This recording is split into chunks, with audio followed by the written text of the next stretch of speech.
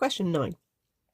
The triangle ABC is such that AC is 16, AB is 25, and angle ABC is 32. It doesn't really matter how we're drawing this out. Let's just label it up.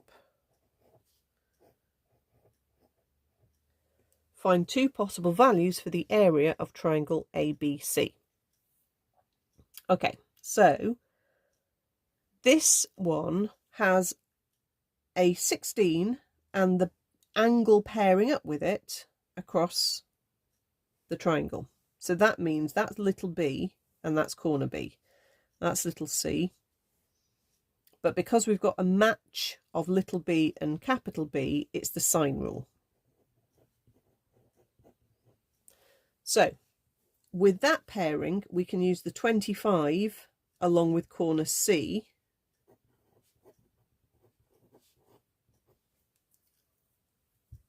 So we'll start our sine rule off with what we're trying to find, which is sine of capital C over little c equals sine of capital B over little b.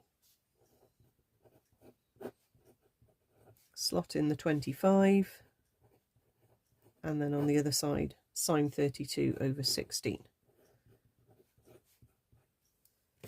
Okay, so we need 25 multiplied by sine 32 over 16.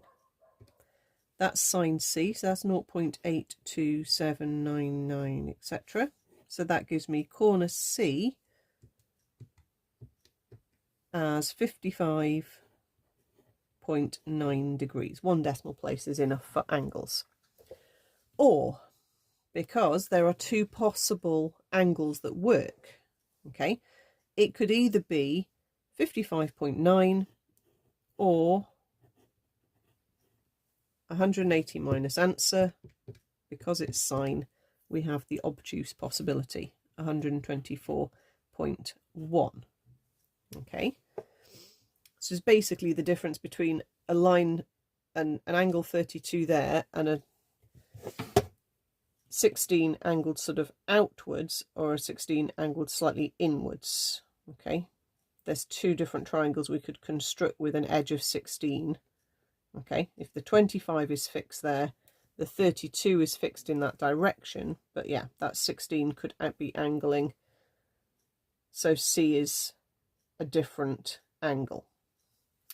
Anyway, if that is my corner at C, if I'm going to work out the area of the triangle and I'm going to use little b and little c, what I actually need to use is the area formula. And if I'm using little b and little c, I've got to say it's a half BC sine A. So actually what I need is corner A. Okay, so coming back to the two possibilities for corner C, corner A is 180 minus 55.9 minus 32. So the three angles adding up to 180. 180 minus 55.9 minus 32 is 92.1. Or it could be 180 minus 124.1 minus 32. So if C was 124.1 and corner B was 32, then that gives me 23.9 as a possible angle for A.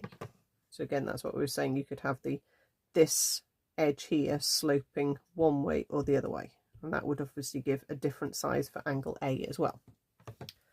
So we've got two different angles. We can now do two different calculations.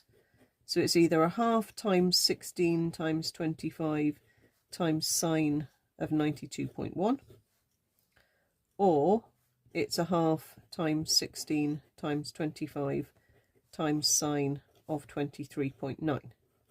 They're going to give us two different areas that are possible. So a half times 16 times 25 times sine of 92.1 gives me 199 0.887 centimetre squared. Doesn't say how to round the answers.